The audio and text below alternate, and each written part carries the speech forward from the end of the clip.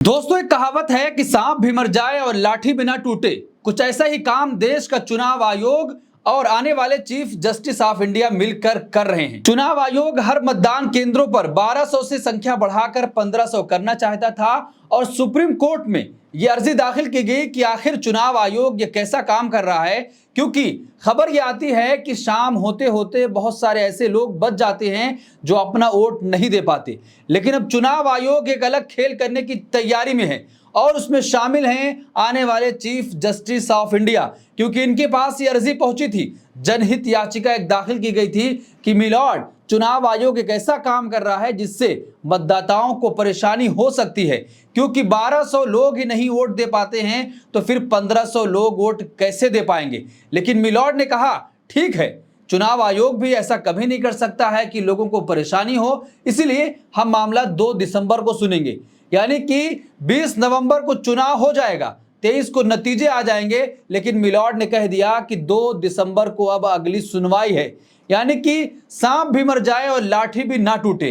तो आप अंदाजा लगाइए कि इस देश का चुनाव आयोग और आने वाले चीफ जस्टिस ऑफ इंडिया का कार्यकाल कैसा रहेगा, वो आपको अंदाजा लग चुका होगा। इस देश का चुनाव आयोग और आने वाले चीफ जस्टिस ऑफ इंडिया मिलकर कैसा खेल करने की तैयारी कर रहे हैं। जनहित याचिका दाखिल की गई थी। कांग्रेस के वरिष्ठ नेता मनु सिंघवी, जो सुप्रीम कोर्ट के सीनियर एडवोकेट भी हैं, उन्होंने इस अर्जी को लेकर वहां पर पहुंचे थे और सुनवाई हो रही थी। लेकिन मिलॉर्ड ने कहा कि चुनाव आयोग तो ऐसा बिल्कुल भी नहीं करेगा कि मतदाताओं को परेशानी हो। ठीक है, हम अगली सुनवाई 2 दिसंबर को रखते हैं, फिर मामले को सुनेंगे।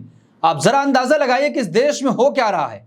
चुनाव आयोग पर लगातार यह आरोप लगता है कि वो निष्पक्ष नहीं है, वो निष्पक्ष होकर काम नहीं कर रहा है, वो सत्ता पक्ष के दबाव में है। लेकिन चुनाव आयोग तमाम आरोपों को नकार देता है। हर बार यह कहता है कि मैं निष्पक्ष हूं, मैं निष्पक्ष चुनाव करवा रहा हूं।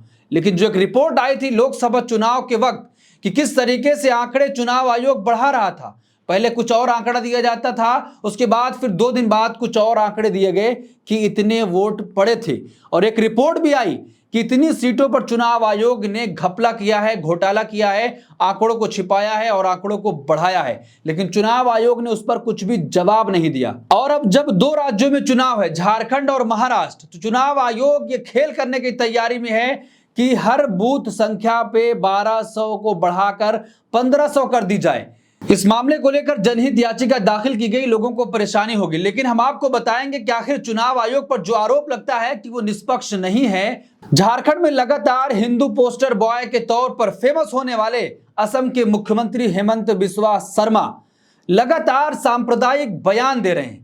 उनके भाषणों में आप सुन सकते हैं कि एक विशेष समुदाय को टारगेट करने की बात कर रहे हैं। चुनाव आयोग से शिकायत भी की गई। चुनाव आयोग से कहा गया कि आप इन पर कार्रवाई करिए, लेकिन अभी तक कोई भी कार्रवाई नहीं हुई है। तो फिर चुनाव आयोग कहता है कि हम तो निष्पक्ष हैं, निष्पक्ष होकर कार्य कर रहे हैं, सब पर कार्रवाई करते हैं। 2024 लोकसभा चुनाव की तैयारियां चल रही थी, रैली पर रैली हो रही थी। प्रधानमंत्री नरेंद्र मोदी कई रैलियों में यहां तक कि उन्होंने कहा कि मुसलमान इस देश का घुसपैठिया है, लेकिन चुनाव आयोग कोई कार्रवाई नहीं कर पाया। लेकिन अगर विपक्ष के नेता एक शब्द बोल देते हैं इधर उधर तो उस पर तुरंत कार्रवाई हो जाती है। विपक्ष के नेताओं का हेलीकॉप्टर भी चेक हो जाता है। लेकिन चुनाव आयोग सत्ता पक्ष के नेताओं से सवाल नहीं कर पाता है, उनके ऊपर कार्रवाई करने की हिम्मत नहीं रखता है। अगर हिम्मत है चुनाव आयोग के अंदर तो फिर झारखंड में उसको कार्रवाई करनी चाहिए। हेमंत बिस्वा शर्मा पर चुनाव प्रचार करने पर रोक लगनी चाहिए कि लगातार वो सांप्रदायिक बयान दे रहे हैं, 2 समुदायों के आपस में लड़ाने की बात कर रहे हैं और कह रहे हैं कि कोई भी बाबर नहीं आएगा, सबको लात मारकर भगा दिया जाएगा। ऐसी भाषाओं का इस्तेमाल हेमंत बिस्वा शर्मा कर रहे हैं, जो एक प्रदेश के मुख्यमंत्री हैं, संविधान की शपथ लेकर बैठे हैं, लेकिन फिर भी उनको किसी भी बात का डर नहीं है, क्योंकि उनको पता है कि चुनाव आयोग हम पर कार्रवाई नहीं करेगा, चुनाव आयोग तो हमारे साथ है। चुनाव आयोग ने एक नोटिस जारी कर प्रत्येक मतदान केंद्र पर मतदाताओं की अधिकतम संख्या 1200 से बढ़ाकर 1500 कर दी है। इसके विरोध में सुप्रीम कोर्ट में एक याचिका दाखिल की गई। जस्टिस संजीव खन्ना, जस्टिस संजय कुमार और जस्टिस आर महादेवन की पीठ के समक्ष यह मामला आया और उन्होंने निर्देश दिया कि याचिका की अग्रिम प्रति चुनाव आयोग के नामित अस्थायी अधिवक्ता को दी जाए जिससे वे स्थिति पर निर्देश प्राप्त कर सकें और अगली तिथि पर न्यायालय में उपस्थित हो सकें।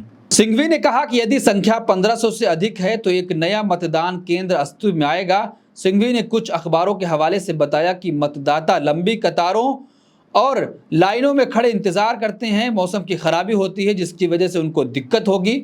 उनकी बात सुनते हुए जस्टिस खन्ना ने टिप्पणी की कि ईसीआई भी ऐसा नहीं चाहेगा कि किसी भी मतदाता को परेशानी हो और अगली तारीख दे दी 2 दिसंबर की। आप 2 दिसंबर को आइए, हम मामले की फिर से सुनवाई करेंगे।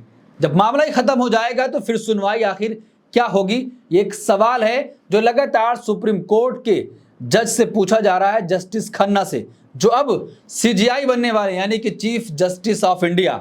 उनका कार्यकाल कैसा रहेगा? उनके कार्यकाल पद संभालने से पहले ही लोगों ने यह साफ कहना शुरू कर दिया है कि इनका 6 महीने का कार्यकाल कैसा रहेगा। आप अंदाजा लगा सकते हैं और लगातार विवादों में भी घिर गए हैं। अब हम आपको दिखाएंगे कि किस तरीके से चुनाव आयोग निष्पक्ष है। जो उस पर आरोप लगता है वो कहां तक सही है और कहां तक गलत है।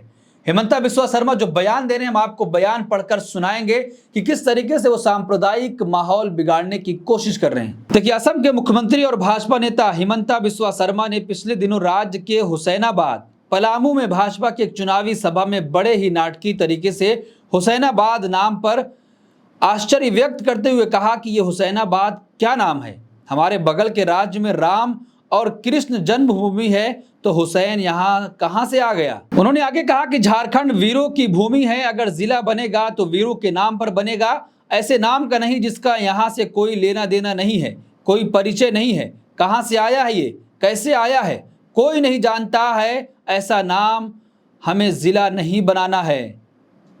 और उन्होंने आगे कहा कि अगर हमारी सरकार बनेगी तो कानून के रास्ते से हम झारखंड में एनआरसी बनाएंगे और एक एक करके घुसपैठियों को कानून के रास्ते से लात मारकर भगा देंगे। यह हमारा सबसे प्राथमिक काम होगा। तो आप अंदाजा लगाइए कि एक विशेष समुदाय को लात मारकर भगाने की बात कर रहे हैं, लेकिन चुनाव आयोग आंखें मूंद कर सो रहा है। वो कहता है कि हम तो निष्पक्ष हैं और देश की जनता से ये बताने की कोशिश करता है कि सब पर कार्रवाई हो रही है, हम किसी एक को नहीं छोड़ रहे हैं, किसी एक पर कार्रवाई नहीं कर रहे हैं। लेकिन आप हेमंता बिस्वा शर्मा के बयान को आपने देखा कि किस तरीके से वो सांप्रदायिकता भरा बयान दे रहे हैं, लेकिन उसके बावजूद भी चुनाव आयोग कार्रवाई नहीं कर पा रहा है। चुनाव आयोग से शिकायत भी की गई, लेकिन फिर भी चुनाव आयोग ने कहा कि हम कार्रवाई करेंगे। अभी तक कोई कार्रवाई नहीं हुई है और लगातार कई अपने भाषणों में उन्होंने यही भाषाओं का इस्तेमाल किया है और कहा है कि अगर हमारी सरकार बनती है तो हम लात मारकर भगा देंगे। और हुसैनाबाद कैसा नाम है, ये कहां से आए हैं? तो इस पूरे मामले पर आप क्या सोचते हैं कि जिस तरीके से चुनाव आयोग 1200 की संख्या बढ़ाकर 1500 कर रहा है, जब सुप्रीम कोर्ट में याचिका दाखिल की गई तो मिलॉर्ड ने कह दिया कि 2 दिसंबर को आइए, हम अगली सुनवाई करेंगे। लेकिन जब मामला ही खत्म हो जाएगा तो सुनवाई कैसी होगी? और दूसरी तरफ चुनाव आयोग ऐसे तमाम नेताओं पर कार्रवाई नहीं कर पा रहा है, शिकायत करने के बाद भी वो कार्रवाई नहीं कर रहा है। आखिर उसके ऊपर किसका दबाव है?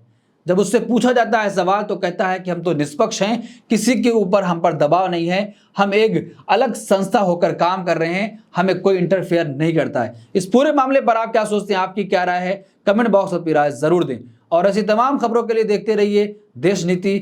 धन्यवाद।